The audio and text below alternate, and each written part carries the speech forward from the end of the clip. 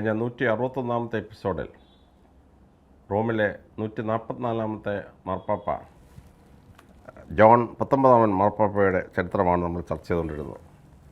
ഇന്ന് 162 എപ്പിസോഡിൽ അതേ മാർപ്പാപ്പയുടെ കാലഘട്ടത്തെ പറ്റിയുള്ള ചർച്ച തുടരാം. ഈ മാർപ്പാപ്പ ഭരണത്തിൽ വന്ന് വളരെ പ്രത്യേകമായ ദണ്ഡവിമോചന പ്രസ്ഥാനങ്ങൾ തുടങ്ങി. പാപമോചനം, അതിന് സഭയ്ക്കുള്ള അധികാരവും കുമ്പസാരം ഒക്കെ അങ്ങോട്ട് തുടങ്ങി. അങ്ങനെ സ്വർഗവും നരകവും മാത്രം ഉണ്ടായിരുന്ന സഭയ്ക്ക് സ്വർഗവും നരകവും ശുദ്ധീകരണ സ്ഥലവും ലിംബോയും കൊണ്ടുപോകും. ആ ലിംബോ എന്തായാലും ജോൺ പോൾ രണ്ടാമൻ മാർപ്പാപ്പ ഇല്ല എന്ന് പറഞ്ഞു, അത് അവസാനിച്ചു. എങ്കിലും ശുദ്ധീകരണ സ്ഥലത്തിൻ്റെ പ്രശ്നം തുറന്നുകൊണ്ടിരിക്കുകയാണ്. ഇതിൻ്റെ വലിയ എഫക്റ്റ് ആദ്യം ഉണ്ടായത് വിശ്വപ്രസിദ്ധമായ ദാന്തെ എന്ന ഇറ്റാലിയൻ കവിയുടെ ഡിവൈൻ കോമഡി എന്ന ഇതിഹാസതുല്യമായ കൃതിയാണ്. ലത്തീൻ ഭാഷയിൽ പണ്ട് 2 ഇതിഹാസം ഉണ്ടായിരുന്നു, വെർജിലിൻ്റെ എയ്നീഡും പിന്നീട് വന്ന ലൂക്കൻ്റെ ഫർസാലിയയും. പക്ഷേ ഇറ്റാലിയൻ ഭാഷയിൽ, ലത്തീനു ശേഷം വന്ന ഇറ്റാലിയൻ ഭാഷയിൽ ദാന്തെ എഴുതിയ ശ്രേഷ്ഠമായ പുസ്തകമാണ് ഡിവൈൻ കോമഡി. പഠിക്കും തോറും ആഴം മനസ്സിലാക്കാൻ പറ്റും. അതിനെ 3 ഭാഗങ്ങളായിട്ട് ദാന്തെ തിരിച്ചു. ഇൻഫെർണോ, തീ കത്തിക്കൊണ്ട് നിൽക്കുന്ന നരകം; പാരഡൈസ് അല്ലെങ്കിൽ സ്വർഗം; പർഗേറ്ററി അല്ലെങ്കിൽ ശുദ്ധീകരണ സ്ഥലം. ഇതെല്ലാം കഴിഞ്ഞ് ഇൻഫെർണോയുടെ ഏറ്റവും താഴെ ചെല്ലുമ്പോൾ അവിടെ 3 എണ്ണം കിടപ്പുണ്ട്. അതിലൊന്നാരാണ്? ഒന്ന് നമ്മുടെ ജൂദാസ് കറിയാത്താണ്, നരകത്തിൻ്റെ ഏറ്റവും താഴെ. ആ കൂട്ടത്തിൽ വേറെ 2-3 പേരെ ദാന്തെ പ്ലേസ് ചെയ്തിട്ടുണ്ട്. പിന്നെ കുറച്ചങ്ങോട്ട് ചെല്ലുമ്പം കുറച്ച് പേരിങ്ങനെ എഴഞ്ഞ് കിടക്കുന്നു, നിൽക്കാൻ വയ്യ.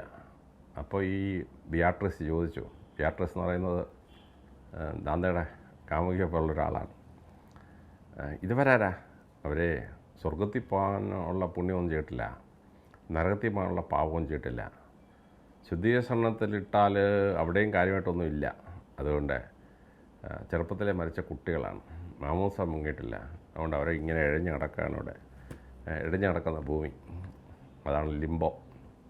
അപ്പോൾ ദാന്തയുടെ ഡിവൈൻ കോമഡിയിലെ ഈ ഇൻഫെർണോ, പാരഡൈസോ, പർഗറ്റോറിയോ എന്ന് പറയുന്ന വിഭജനം വരുന്നത് ഈ മാർപ്പാപ്പ ഉണ്ടാക്കിയ ശുദ്ധീകരണ സ്ഥലം എന്ന ആ വലിയ പ്രക്രിയയിലൂടെയാണ്. ദാന്തയുടെ ഡിവൈൻ കോമഡിയെ പറ്റി നമ്മൾ പഠിക്കും. ആദ്യം ഈ മാർപ്പാപ്പയുടെ ഈ ഭരണ പരിഷ്കാരം നമ്മൾ പഠിക്കും. ഈ മാർപ്പാപ്പയുടെ കാലത്ത് ക്രിസ്ത്യൻ ചരിത്രത്തിൽ പ്രധാനപ്പെട്ട ഒരു സംഭവം ഉണ്ടായി. AD 1030 ബാറ്റിൽ ഓഫ് ട്രിക്കിൾസ്റ്റാഡ് എന്ന് പറയുന്ന യുദ്ധം. ബാറ്റിൽ ഓഫ് ട്രിക്കിൾസ്റ്റാഡിൽ ക്രിസ്തുമതം നോർവീജിയൻ പേഗൻസത്തിനെതിരെ വിജയം പ്രാപിച്ചു. ക്രിസ്തുമതം ഇങ്ങനെ നോർവേയിൽ ചെന്നിട്ട് രാജാവിൻ്റെ സഹായത്തോടുകൂടി ക്രിസ്തുമതം ഏകദേശം അവിടെ പിടിച്ചടക്കി. സ്വീഡൻ പിടിച്ചടക്കി. ഡെൻമാർക്ക് ഓൾറെഡി ക്രിസ്തുമതത്തിൻ്റെ കയ്യിലായി. അപ്പോൾ നോർവേ ക്രിസ്തുമതം തിരിച്ചു പിടിക്കണമെന്ന് അവിടുത്തെ നമ്മളിപ്പോൾ പേഗൻസ് എന്ന് വിളിക്കുന്ന പേരിലുള്ള ആദിമ നോർഡിക് പീപ്പിൾ, അവരാകാശത്തിലെ നക്ഷത്രങ്ങളെയും കടലിനെയും ഒക്കെ ദൈവങ്ങളായി ആരാധിക്കുന്നവരാണ്. അവരാണ് ഈ സൺഡേ, മൺഡേ, ട്യൂസ്ഡേ വിഭജനം നടത്തിയവർ. അത് ഇംഗ്ലീഷിലും ഗ്രിഗോറിയൻ കലണ്ടറിലും വന്ന് കയറി. അപ്പോൾ അവരുടെ ഒറിജിനൽ ദൈവങ്ങളെ തിരിച്ചു കൊണ്ടുവരാൻ വേണ്ടി അവരൊരു നീക്കം ഉണ്ടാക്കി. അപ്പോൾ ഒരു സൈന്യവുമായിട്ട് ഉണ്ടാക്കി ആണ് വരുന്നത്. അവർ ഈ രാജാവിൻ്റെ സഹായത്തോടെ ക്രിസ്ത്യൻ സൈന്യം എതിരിട്ടിട്ട് ഇവർ രണ്ടും കൂടി ഈ ട്രിക്കിൾസ്റ്റാഡി വന്നപ്പം ഏറ്റുമുട്ടി.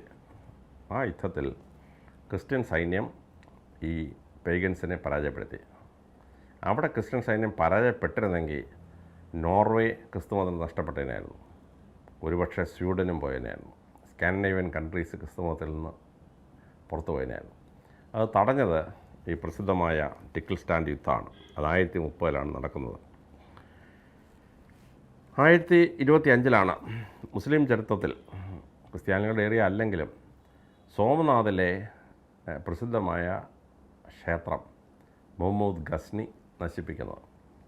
വിഗ്രഹം മാത്രമേ തകർത്തുള്ളൂ ഒരു പക്ഷം, അതല്ല ക്ഷേത്രം മുഴുവൻ തകർത്തു എന്ന് വേറൊരു പക്ഷം. പക്ഷേ ചരിത്രകാരന്മാർ പറയുന്നത് വിഗ്രഹം പൊട്ടിച്ച് അതിനകത്തുനിന്ന് രക്തമൊക്കെ എടുത്തുകൊണ്ട് പോയി. ക്ഷേത്രം 1600 പുനർനിർമ്മിച്ചു എന്നൊരു ചരിത്രമുണ്ട്. അപ്പോൾ റോമെല്ല താപ്പർ അത് പറഞ്ഞതിനാണ് ഭയങ്കരമായ എതിർപ്പ് റോമെല്ല താപ്പർക്കെതിരെ വന്നത്. ഇതൊരു ട്രൈബൽ ഗോഡായിരുന്നുവെന്നും ഒക്കെ പറഞ്ഞുകൊണ്ടുള്ള ചരിത്രം പോട്ടെ, തർക്കത്തിലേക്ക് കിടക്കുന്നില്ല. അപ്പോൾ സോമനാഥ് തകർക്കപ്പെട്ടത് 1025 ലോക ചരിത്രത്തിൽ ഏറ്റവും പ്രധാനപ്പെട്ട 2-3 സംഭവം ഉണ്ടായി. ഒന്ന് 1026 കനിയൂട്ട് എന്ന് പറയുന്ന പ്രസിദ്ധനായ രാജാവ് ഇംഗ്ലണ്ടിൽ നിന്ന് എനിക്ക് വത്തിക്കാനിൽ പോയി മാർപ്പാപ്പയെ കാണണം, ഇതൊരു വലിയ ആഗ്രഹം. കനിയൂട്ട് എന്ത് ചെയ്തു? കനിയൂട്ട് ഇംഗ്ലണ്ടിൽ നിന്ന് പുറപ്പെട്ട് യൂറോപ്പ് വഴി കടന്ന് നേരെ റോമിലെത്തി, വത്തിക്കാനിലെത്തി. അപ്പോൾ ഈ കനിയൂട്ട് ഒരു രാജാവ് ആ രാജാവിൻ്റെ ബൗണ്ടറി വിട്ട വേറൊരു രാജാവിൻ്റെ ഏരിയയിൽ കയറി യുദ്ധം പ്രഖ്യാപിച്ചതാണ് എൻ്റെ അർത്ഥം. അപ്പോൾ കനിയൂട്ട് സൈന്യമൊന്നുമില്ല, കുറച്ച് ബോഡി ഗാർഡ്സ് മാത്രമേ ഉള്ളൂ. അപ്പോൾ അദ്ദേഹം ഫ്രാൻസിലെയും മറ്റു രാജാക്കന്മാരെ അറിയിച്ചു, ഞാനിങ്ങനെ മാർപ്പാപ്പയെ കാണാൻ പോവാണ്, എൻ്റെ കൂടെ സൈന്യമൊന്നുമില്ല, എൻ്റെ ഒരു സുഹൃത്തായി കരുതി എന്നെ വഴി ശാറാക്കി തരണമെന്ന് പറഞ്ഞു. മറ്റു രാജാക്കന്മാർ കനിയൂട്ടിന് സാഹചര്യം ചെയ്തു കൊടുത്തു. അങ്ങനെ കിങ് കനിയൂട്ട് വന്നിട്ട് മാർപ്പാപ്പയെ കണ്ടു. 1027 ഒരു വർഷം കഴിഞ്ഞപ്പം ഭാഗ്യം തുണച്ചു. കനിയൂട്ടിനെ നോർവേയിലെ രാജാവായി അംഗീകരിച്ചു. ഇംഗ്ലണ്ടിലെ രാജാവാണ്, നോർവേയിലെ രാജാവാണ്. അപ്പോൾ മാർപ്പാപ്പയെ കണ്ടിട്ട് വന്ന് ഒരു കൊല്ലത്തിനകം നോർവേ രാജാവായി വാഴിച്ചപ്പം എല്ലാവരും പറഞ്ഞു, മാർപ്പാപ്പ കൈവച്ച് അനുഗ്രഹിച്ചോ, കണ്ടോ കനിയൂട്ടിതാ നോർവേയിലെ രാജാവായി മാറിയെന്ന്. ഇത് കോയിൻസിഡൻസിൽ വളരെ പ്രധാനപ്പെട്ട ഒന്നാണ്. 1030 ഹരോൾസൺ നോർവേ തിരിച്ചു വന്നു. നോർവേ തിരിച്ചു പിടിക്കാൻ വേണ്ടിയാണ്, കനിയൂട്ടിൻ്റെ നിന്ന് തിരിച്ചു പിടിക്കാൻ. പക്ഷെ അവിടെ വെച്ചൊരു യുദ്ധം ഉണ്ടായി. ആ യുദ്ധത്തിൽ ഹരോൾസൺ കൊല്ലപ്പെട്ടു. ബാറ്റിൽ ഓഫ് ക്ലീസ്റ്റഡ് എന്ന് വിളിക്കപ്പെടുന്ന KLESTEAD ക്ലീസ്റ്റഡ് എന്ന യുദ്ധത്തിലാണ് ഹരോൾസൺ കൊല്ലപ്പെടുന്നത്. ഹരോൾസൺ അതോടെ നോർവേ പിടിക്കാൻ പറ്റിയില്ല, കനിയൂട്ട് അവിടെ തുടർന്നു. പക്ഷേ ഈ സ്കാൻഡിനേവിയൻ കൺട്രീസിൽ നിന്ന്, നോർവേ, സ്വീഡൻ, ഡെൻമാർക്കിൽ നിന്ന് ഈ നോർസ്മെൻ വേറൊരു ഡയറക്ഷനിൽ കപ്പലെടുത്ത് വന്നു. അവർ വന്നിട്ട് നേപ്പിൾസ് എന്ന് പറയുന്ന സ്ഥലം നോർസ്മെൻ വന്ന് സെറ്റിൽ ചെയ്തു. അങ്ങനെ നേപ്പിൾസ് പതുക്കെ നോർസ്മെന് ഭൂരിപക്ഷമുള്ള ഒരു രാജ്യമായി മാറി. ഇത് ചരിത്രത്തിലെ വലിയൊരു സംഭവമാണ്. ഈ സമയത്ത് പാട്രിയാർക്സ് കോപ്റ്റിക് പോപ്പ് സെയിൻറ്റ് നിക്കോളാസ് 1004 മുതൽ 1032 വരെ. അന്ത്യോക്യയിലെ പ്രസിദ്ധനായ പാത്രികീസ് ജോൺ 8 ബാർ അബ്ദും 1004 മുതൽ 1030 വരെ. 1030 കഴിഞ്ഞപ്പം ഡയോനീഷ്യസ് 4 യാഹ്യോ എന്ന് വിളിക്കപ്പെടുന്ന പാത്രികീസ് എന്ന് വിളിക്കപ്പെടുന്ന പാത്രികീസ് ഭരണത്തിൽ വന്നു. 1031 മുതൽ 1042 വരെ. ജെറുസലേമിലെ പാത്രികീസ് സെറാഫിയോനായിരുന്നു 1012 മുതൽ 1028 വരെ. അത് കഴിഞ്ഞ് സിമിയോൻ 6 1028 മുതൽ 1034 വരെ. അങ്ങനെ 5 പാത്രികീസ്മാരും പ്രഗത്ഭരായ പാത്രികീസ്മാർ, അതിൽ 3 പേര് വിശുദ്ധന്മാരായി. അതിലേറ്റവും പ്രഗത്ഭൻ കോപ്റ്റിക് പാത്രികീസ് സെയിൻറ്റ് നിക്കോളാസ് ആയിരുന്നു. ഈ സമയം കോൺസ്റ്റാന്റിനോപ്പിളിൽ മാറ്റമുണ്ടായി. ലിയോ 1 ദ ഫിലോസഫർ 997 മുതൽ 1025 വരെ ഉണ്ടായിരുന്നു. അദ്ദേഹത്തിന് പിൻഗാമി അലക്സിയസ് 1 കൊനീന്യു എന്ന് പറയപ്പെടുന്ന ആൾ 1025 മുതൽ 1043 വരെ. അലക്സാണ്ട്രിയയിലെ ഈ മാറ്റ് കാലിഫിന് ശേഷം സഭ പുനർക്രമീകരിച്ചു. അങ്ങനെ അലക്സാണ്ട്രിയയിലെ പാത്രികീസായി ജോർജ് 2 1021 മുതൽ 1051 വരെ വന്നു. ഈ സമയത്ത് പ്രഗത്ഭനായ ചക്രവർത്തി ബേസിൽ 2 തകർന്നുകൊണ്ടിരുന്ന ബൈസാന്റിയൻ എംപയറിനെ പുതുക്കിയെടുത്ത് തൻ്റെ മകൾ ആനിയെ റഷ്യയിലെ ചക്രവർത്തി വ്ളാഡിമിറിനെ കൊണ്ട് കല്യാണം കഴിപ്പിച്ച് റഷ്യയും യുക്രൈനും ഒക്കെ ക്രിസ്തുമതത്തിലേക്ക് കൊണ്ടുവന്ന പ്രഗത്ഭനായ ചക്രവർത്തി. അദ്ദേഹം ബൾഗാർ സ്ലെയർ അല്ലെങ്കിൽ ബൾഗാറോക് ടോണസ് 976 മുതൽ 1025 വരെ 49 വർഷത്തെ ഭരണത്തിന് ശേഷം മരിച്ചു. അദ്ദേഹം ഒരു 200 വർഷം കൂടി ബൈസാന്റിയൻ എംപയറിനെ ശക്തമായി നിർത്തി. 1004 വരെ ശക്തമായി നിർത്താനുള്ള അടിത്തറയിട്ടത് ഈ മഹാനായ ചക്രവർത്തിയാണ്.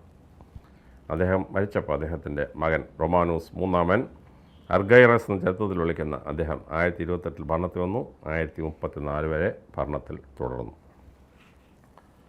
മാർപ്പാപ്പയുടെ കാലഘട്ടം സഭയിൽ മാത്രമല്ല യൂറോപ്പിൻ്റെയും തൊട്ടുള്ള ചരിത്രത്തിലും സാരമായ മാറ്റങ്ങൾ വരുത്തിയ ഒന്നാണ്. എന്നാൽ പെർമനൻ്റ് കോൺട്രിബ്യൂഷൻ എന്താണെന്ന് ചോദിച്ചാൽ സ്കാൻഡിനേവിയൻ കൺട്രീസിനെ, നോർവേ, സ്വീഡൻ, ഡെൻമാർക്കിനെ തൻ്റെ ക്രൈസ്തവ വിശ്വാസത്തിൽ ഉറപ്പിച്ച് നിർത്തി എന്നുള്ളതും, അതുപോലെ തന്നെ ഈ യുക്രൈൻ ഏരിയാസ്, ബ്ലാക്ക് സീ ഏരിയാസിനെ സഭയിൽ ഉറപ്പിച്ച് നിർത്തിയതും ഈ മാർപ്പാപ്പയുടെ വലിയ നേട്ടങ്ങളുള്ള കാലഘട്ടമാണ്. ഈ മാർപ്പാപ്പയുടെ കാലത്ത് പ്രസിദ്ധനായ ഒരു വിശുദ്ധനുണ്ടായിരുന്നു, റൂമുവാൾഡ്. 956 ജനിച്ച് 1027 ജൂൺ 19 മരിച്ച വിശുദ്ധൻ. ഈ വിശുദ്ധൻ സെർജിയസ് എന്ന് പറയപ്പെടുന്ന റാവന്നായിലെ ഭരണാധികാരിയുടെ മോനാണ്. രാജാവെന്ന് പറയാൻ പറ്റില്ല, റാവന്നായിലെ പ്രഭു ഭരണാധികാരിയുടെ മകനാണ്. അത് ജനിച്ചു വീണത് അസാമാന്യമായ സമ്പത്തിൻ്റെ നടുക്കാണ്. അന്നത്തെ ഏറ്റവും വലിയ ഭൂ ഉടമയായിരുന്നു ഈ സെർജിയസ്. അദ്ദേഹം വളരെ ഭംഗിയായിട്ട് ഈ രാജ്യം ഭരിച്ചുകൊണ്ട് പോകുമ്പോഴാണ് ഈ മകൻ ഒരു കാര്യം മനസ്സിലായത്. തൻ്റെ അച്ഛന് അദ്ദേഹത്തിൻ്റെ കസിനുമായിട്ടൊരു വസ്തുതർക്കം ഉണ്ടായിരുന്നു. ഈ വസ്തുതർക്കം ചർച്ചയിലൂടെ പരിഹരിക്കാം, ഇല്ലെങ്കിൽ ആരെയും മധ്യസ്ഥത കൊണ്ട് പരിഹരിക്കാം. അപ്പൻ തീരുമാനിച്ചു ഇവനെ തട്ടിയിട്ട് തന്നെ കാര്യം. അദ്ദേഹം എന്ത് ചെയ്തു, കുറേ പട്ടാളക്കാരെല്ലാം കൊണ്ടുപോയി അയാളെ വെല്ലുവിളിച്ചു. നീ മല്ലയുദ്ധത്തിന് തയ്യാറാണെന്ന് ചോദിച്ചു. ഇപ്പം കസിൻ ഈ റൂമോൾഡിൻ്റെ അപ്പനേക്കാളും ശക്തിയുള്ളവനാണ്. അയാൾ പറഞ്ഞ് ശരിയായി കളയുന്നതാണ്. പക്ഷേ ഈ മല്ലയുദ്ധത്തിൽ വാളുകൊണ്ടുള്ള ഫൈറ്റാണ്. അതിൽ ഈ റൂമോൾഡിൻ്റെ അപ്പൻ കസിൻ ബ്രദറെ വെട്ടിക്കൊന്നു. വിജയ് ശ്രീലാൽ ഇതിനെ അപ്പം തിരിച്ചു വന്നു. റൂമോൾഡ് പറഞ്ഞു, സ്വന്തം രക്തമൊഴുക്കി ഈ അച്ഛൻ്റെ മകനായി ഈ അച്ഛൻ്റെ ഒരു സ്വത്തോ ഒരു സംഗതി എനിക്ക് വേണ്ട. ഈ പ്രഭുവിൻ്റെ പിൻഗാമിയാവാൻ ഞാനില്ല. റൂമോൾഡ് കൊട്ടാരം വിട്ട് പുറത്തിറങ്ങി റൂമോൾഡ് നേരെ പോയത് ബെനഡിക്റ്റൈൻ ആശ്രമമാണ്. ക്ലാസി എന്ന സ്ഥലത്തെ പ്രസിദ്ധമായ ബെനഡിക്റ്റൈൻ ആശ്രമം. അവിടെ ചെന്ന് സുപ്പീരിയർ അച്ഛനോട് പറഞ്ഞു, അച്ചോ ഞാൻ ഈ ആശ്രമം ചേരാമെന്നാണ്. സുപ്പീരിയർ ചോദിച്ചു, നീ അടുത്ത പ്രഭു ആവാനുള്ള ആളല്ലേ, നീ ഇവിടെ അച്ഛനാവാൻ വന്നാൽ എങ്ങനെയാണ്? അത് ശരി, എൻ്റെ അച്ഛൻ കസിൻ ബ്രദറിനെ ഒരു ഡൂലിൽ കൊന്നു. ആ പ്രശ്നം പരിഹരിക്കാൻ ഒന്നുകിൽ സമാധാന ചർച്ച നടത്തണം, ഇല്ലെങ്കിൽ ആരോടെങ്കിലും മധ്യസ്ഥ പറയിക്കണം, അല്ലെങ്കിൽ സ്വത്ത് 50-50 വീതിക്കാൻ പറ്റില്ലെങ്കിൽ ഇച്ചിരി അവന് കൂടുതൽ കൊടുത്തിട്ട് വീതിക്കണമായിരുന്നു. അതല്ലാതെ ചോരപ്പുഴ ഒഴുക്കിയത് എനിക്ക് സഹിക്കാൻ പറ്റുന്നില്ല. അതുകൊണ്ട് എനിക്ക് പ്രഭു ആവണ്ട, ഞാൻ ഇവിടെ ജോയിൻ ചെയ്യാൻ അങ്ങ് സമ്മതിക്കണമെന്ന് പറഞ്ഞു. സുപ്പീരിയർ പറഞ്ഞു, ശരി ജോയിൻ ചെയ്യണം മതി. അങ്ങനെ റൂമോൾഡ് ബെനഡിക്റ്റൈൻ ആശ്രമത്തിൽ ചേർന്ന് ജീവിക്കാൻ തുടങ്ങി. ഈ സമയത്ത് റൂമോൾഡിൻ്റെ അടുത്ത് ആളുകളൊന്ന് പറഞ്ഞു, നിൻ്റെ അപ്പനുണ്ടല്ലോ, നിൻ്റെ കസിൻസിനെ കൂട്ടി നിന്നെ കൊല്ലാനായിട്ടൊരു വരാൻ ഉദ്ദേശിച്ചിരിക്കുകയാണ്. നീ ഇങ്ങനെ അപ്പനെ കൊലപാതകം ചെയ്ത ആളെന്നൊക്കെ പറഞ്ഞ് പുച്ഛിക്കുന്നത് അദ്ദേഹത്തിന് ഇഷ്ടപ്പെട്ടില്ല. അതുകൊണ്ട് നിന്നെ ഈ ആശ്രമത്തിൽ കയറി അദ്ദേഹം കൊല്ലും, ഗുണ്ടകളെ വിട്ട് കൊല്ലുമെന്ന് പറഞ്ഞു. അപ്പോഴേ റൂമോൾഡിന് മനസ്സിലായി അപ്പൻ അതിന് മടിക്കാത്തവനല്ല. സ്വന്തം ഫസ്കസിനെ കൊന്ന ആൾ മകനെ കൊല്ലാനും മടിക്കുകയില്ല, യാതൊരു സംശയം വേണ്ട. അതുകൊണ്ട് അദ്ദേഹം എന്ത് ചെയ്തു, അദ്ദേഹം സുപ്പീരിയർ അച്ഛനോട് പറഞ്ഞു, അച്ചോ എനിക്ക് വധഭീഷണിയുണ്ട്, അതുകൊണ്ട് ഞാൻ പോവാണ്. അപ്പോൾ 7 കൊല്ലം ബെനഡിക്റ്റൈൻ ആശ്രമത്തിൽ താമസിച്ച അദ്ദേഹം അത് വിട്ടിറങ്ങിയിട്ട് അദ്ദേഹം വെനീസിലേക്ക് പോയി. വെനീസ് ഇറ്റലിയുടെ ഭാഗമാണ്. അവിടെ ഈ പ്രഭുവിന് കയ്യെത്താൻ പറ്റിയല്ല. ആ രാജാവിന് സ്വാധീനമുള്ള സ്ഥലത്തല്ലേ ആക്രമിക്കാൻ പറ്റൂ. അതുകൊണ്ട് ആശ്രമം വിട്ട് അദ്ദേഹം നേരെ ഇറ്റലിയിലേക്ക് പോയി. അവിടെ വെനീസിലെ ആശ്രമത്തിൽ പോയി താമസിച്ചു. ഷേക്സ്പിയറിൻ്റെ പ്രസിദ്ധമായ മർച്ചൻ്റ് ഓഫ് വെനീസ് കേട്ടിട്ടുള്ളതുകൊണ്ട് വെനീസ് പട്ടണം എല്ലാവർക്കും അറിയാം. കേരളത്തിൽ ആലപ്പുഴ പട്ടണത്തെ വിളിക്കുന്നത് വെനീസ് ഓഫ് ദ ഈസ്റ്റ് എന്നാണ്. കഴ്സൺ പ്രഭു ആലപ്പുഴയെ വിളിച്ച മഹത്തായ പേരാണ് കിഴക്കിൻ്റെ വെനീസ്. ആ വെനീസിൽ നിന്നാണ് നമ്മുടെ കായലിലൊക്കെ ചുണ്ടൻ വള്ളത്തിൻ്റെ ഇപ്പോഴത്തെ മോഡലുണ്ടായത് വെനീസിൽ നിന്നാണ്. വെനീസിൽ ഒഴുകുന്ന ഫ്ലോട്ടില, അതിൻ്റെ മോഡലാണ് ചുണ്ടൻ വള്ളം ഉണ്ടായത്. ആ വെനീസിലേക്കാണ് പോയത്. അവിടെ വെനീസിൽ പോയി അദ്ദേഹം പ്രസിദ്ധമായ മരീനസ് എന്ന് പറയുന്ന വിശുദ്ധൻ്റെ അടുത്ത് പോയി. മരീനസ് വിശുദ്ധൻ കത്തോലിക്കാ സഭയുടെ പ്രസിദ്ധനായ വിശുദ്ധനാണ്. അദ്ദേഹത്തിൻ്റെ കൂടെ പോയി അദ്ദേഹം തപസ് അനുഷ്ഠിക്കാൻ തുടങ്ങി. ചെറിയ ഫുഡൊക്കെ കഴിക്കും, ബാക്കി ഫുൾ ടൈം പ്രാർത്ഥനയും തപസ്സാണ്. തപസ് അനുഷ്ഠിച്ച് അദ്ദേഹം ഇങ്ങനെ ജീവിക്കുന്ന സമയത്ത് പീറ്റർ ഉർസൂലിയസ് എന്ന് പറയുന്ന ആളവിടെ വന്നു. ആളവിടെ വന്നിട്ട് അദ്ദേഹം ഒരു വലിയ കത്തോലിക്ക സഭസ്ഥനായ മനുഷ്യനാണ്. ഇദ്ദേഹവുമായി സംസാരിച്ചു. രണ്ടുപേരും ഒരർത്ഥത്തിൽ പറഞ്ഞാൽ മാനസാന്തരപ്പെട്ടു എന്ന് പറയാൻ പറ്റും. കംപ്ലീറ്റായി മാറി. അങ്ങനെ മാറിക്കഴിഞ്ഞപ്പോൾ സാത്താൻ ഇദ്ദേഹത്തെ ഒന്ന് പരീക്ഷിക്കാൻ തീരുമാനിച്ചു. പ്രഭുകുടുംബത്തിൽ ജനിച്ച് സർവ്വ സുഖ സൗകര്യവും അനുഭവിക്കാവുന്ന ഒരുത്തൻ പണവും എല്ലാം കളഞ്ഞിട്ട് വരികയാണ്. അപ്പോൾ യേശുക്രിസ്തു പറഞ്ഞില്ലേ, മാമോനെയും ദൈവത്തിനെയും ഒരേ സമയം സേവിക്കാൻ പറ്റത്തില്ലെന്ന്. ഇദ്ദേഹം മാമോനെ വിട്ടിട്ട് യേശുവിനോട് പോയിരിക്കുകയാണ്. അപ്പോൾ സാത്താൻ അദ്ദേഹത്തെ ഒന്ന് പരീക്ഷിക്കാൻ തീരുമാനിച്ചു. അങ്ങനെ സാത്താൻ പരീക്ഷിക്കാൻ തീരുമാനിച്ചു കഴിഞ്ഞ് കിങ് റെനാരിയസ് എന്ന് പറയുന്ന ഒരു രാജാവുണ്ടായിരുന്നു.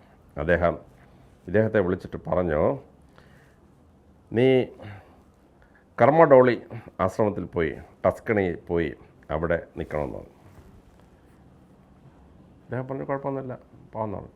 അങ്ങനെ 1009 അദ്ദേഹം കർമ്മഡോളിയിലെ പ്രസിദ്ധമായ ആശ്രമത്തിൽ വന്നു. 12 കൊല്ലം അവിടെ താമസിപ്പിച്ചു. പക്ഷേ രാജാവിൻ്റെ ഒരു പ്രലോഭനത്തിലും അദ്ദേഹം വീണില്ല. സാത്താൻ ഈ രാജാവിനെ ഉപയോഗിച്ചാണ് ഇദ്ദേഹത്തെ നശിപ്പിക്കാൻ വേണ്ടി. പക്ഷേ സാത്താൻ്റെ ഒരു കെണിയിലും അദ്ദേഹം റൊമുവാൾഡ് വീണില്ല. റൊമുവാൾഡ് വളരെ ഭക്തനായി തന്നെ ജീവിതം ആസ്വദിച്ച് സന്യാസിയായിട്ട് ജീവിച്ച് 70 വയസ്സായി. അങ്ങനെ വന്നപ്പം രാജാവ് വിചാരിച്ചു, ഈ മനുഷ്യന് എന്തെങ്കിലും പണം കൊടുത്താൽ ഇതൊക്കെ രക്ഷയില്ല, സ്വർണം കണ്ടാൽ ഇദ്ദേഹത്തിന് ആകർഷണമില്ല, സ്ത്രീയെ കൊടുത്താൽ വീഴത്തില്ല. പക്ഷേ ഇത് എപ്പോഴും ഇങ്ങനെ യാത്ര ചെയ്ത് പാവപ്പെട്ട സ്ഥലങ്ങളിലൊക്കെ പോയിട്ട് ആളുകളെ സഹായിക്കും. അപ്പോൾ ഒരു കുതിരയെ കൊടുത്താൽ ഇയാൾ ചിലപ്പോൾ വീണേക്കും. കാര്യം ഈ പാവപ്പെട്ടവരെ കാണാൻ പോകാനും യാത്ര ചെയ്യാൻ അന്ന് ഈ കാറൊന്നും ഇല്ലല്ലോ, കുതിരയാണ്. കുതിരയെ കൊടുത്താൽ ഇയാൾ വീഴുമെന്ന് വിചാരിച്ചു. സാത്താൻ്റെ പരീക്ഷണമാണ്. രാജാവ് ഒരു വലിയ കുതിരയെ അലങ്കരിച്ച്, അന്നത്തെ ഏറ്റവും വില കൂടിയൊരു കുതിരയെ അലങ്കരിച്ച് ഡെക്കറേറ്റ് ചെയ്ത് റൊമുവാൾഡിൻ്റെ ആശ്രമത്തിൽ കൊണ്ടുവന്നു. റൊമുവാൾഡേ, നിനക്ക് ഒരുപാട് യാത്രയൊക്കെ ചെയ്യണ്ടേ, ഞാൻ നിനക്ക് ഒരു കുതിര തരാൻ പോകുന്നു. ഇപ്പോഴത്തെ യുവാക്കന്മാരെ വീഴിക്കാൻ ഏറ്റവും ബെസ്റ്റാണ്. നിനക്കൊരു ഒഗ്രൻ 2 വീലർ വാങ്ങിച്ചു തരാം, അല്ലെങ്കിൽ ഒരു കാർ വാങ്ങിച്ചു തരാം എന്ന് പറഞ്ഞാൽ കോളേജിൽ പഠിക്കുന്ന ഏത് കുട്ടിയും വീണ് പോകും. അപ്പൻ്റെ അടുത്ത് ആമ്പിള്ളേർ ഏറ്റവും വഴക്കുണ്ടാക്കുന്ന ഒരു കാറോ ഒരു 2 വീലറോ വാങ്ങിച്ചു തരണമെന്നാണ്. ചില 2 വീലറിനൊക്കെ 3 ലക്ഷം 4 ലക്ഷം വില ഇപ്പം. അപ്പോൾ ഈ കാറ് കാണിച്ച് യുവാക്കന്മാരെ വീഴിക്കുന്ന പോലെ നീ റാങ്ക് വാങ്ങിച്ചാൽ നിനക്ക് കാർ വാങ്ങിച്ചു തരാമെന്ന് പറയും ചില ആമ്പിള്ളേരുടെ അപ്പന്മാർ. പിള്ളേർ ഉടനെ പഠിത്തം തുടങ്ങും ഈ കാറ് കിട്ടാൻ വേണ്ടി, പഠിച്ച് നല്ല മാർക്കൊക്കെ വാങ്ങിക്കും. കുതിരയെ കൊടുക്കാൻ തുടങ്ങിയ ഉടനെ ഇയാൾ പറഞ്ഞു, എനിക്ക് കുതിര വേണ്ട, പിന്നെന്താണ്, എനിക്കൊരു കഴുതയെ തന്നാൽ മതി. റൊമുവാൾഡിനോട് രാജാവ് വെച്ചു, നിനക്ക് ഇത്ര വില കൂടി ഒരു കുതിരയെ തന്നെ, നിനക്ക് കുതിര വേണ്ടായോ? റൊമുവാൾഡ് പറഞ്ഞു, വേണ്ട, എൻ്റെ യേശുദമ്പരാൻ കുതിരപ്പുറത്തൊന്നും പോയിട്ടില്ല. അദ്ദേഹം ഒരു കഴുതപ്പുറത്താണ് യാത്ര ചെയ്തത്, പെസഹാടെന്ന് പോലും. അതുകൊണ്ട് എനിക്കൊരു കഴുത മതി. അത് വലിയ സുന്ദരം കഴുതയൊന്നും വേണ്ട, ഒരു സാധാരണ കഴുത മതി എന്ന് പറഞ്ഞു. രാജാവ് കുതിരയെ മാറ്റിയിട്ടൊരു കഴുതയെ കൊടുത്തു. ആ കഴുതപ്പുറത്താണ് പിന്നെ റൊമുവാൾഡ് നടന്നത്. 70 വയസ്സായപ്പം അദ്ദേഹം നടക്കുകയും യേശുവിൻ്റെ നാമം ചുണ്ടിൽ ഉച്ചരിച്ചുകൊണ്ട് അദ്ദേഹം മരിച്ചു. ഗാന്ധിജി പറഞ്ഞ പോലെ ശ്രീരാമൻ്റെ പേര് പറഞ്ഞുകൊണ്ട് എനിക്ക് മരിക്കണം, വെടികൊണ്ട് വീണപ്പം റാം റാം എന്ന് പറഞ്ഞുകൊണ്ട് മരിച്ചു എന്നാണ് നമ്മൾ ചരിത്രത്തിൽ വായിക്കുന്നത്. അതുപോലെ യേശുവിൻ്റെ നാമം പറഞ്ഞുകൊണ്ട് റൊമുവാൾഡ് മരിക്കുകയാണ്. കൊട്ടാരത്തിൽ ജനിച്ച് വളർന്ന എല്ലാ സുഖസൗകര്യങ്ങളും കിട്ടിയൊരു മനുഷ്യൻ അതെല്ലാം ഉപേക്ഷിച്ച് സന്യാസിയായി, താമസനായി, കുതിരപ്പുറത്ത് പോലും നടക്കാതെ കഴുതപ്പുറത്ത് നടന്ന് യേശുവിൻ്റെ നാമം ജപിച്ചുകൊണ്ട് ഭൂമിയിൽ നിന്ന് പോവുകയാണ്. മഹാനായ വിശുദ്ധൻ്റെ ഓർമ്മ ചരിത്രം വായിക്കുമ്പോൾ നമ്മളെ അമ്പരപ്പിക്കുകയാണ്. ആ മഹാനായ വിശുദ്ധൻ്റെ കാലഘട്ടവും ഈ മാർപ്പാപ്പയുടെ കാലഘട്ടത്തിലാണ്. ഇനി അടുത്ത എപ്പിസോഡിൽ നമുക്ക് അടുത്ത മാർപ്പാപ്പയുടെ കാലം ചർച്ച ചെയ്യാം.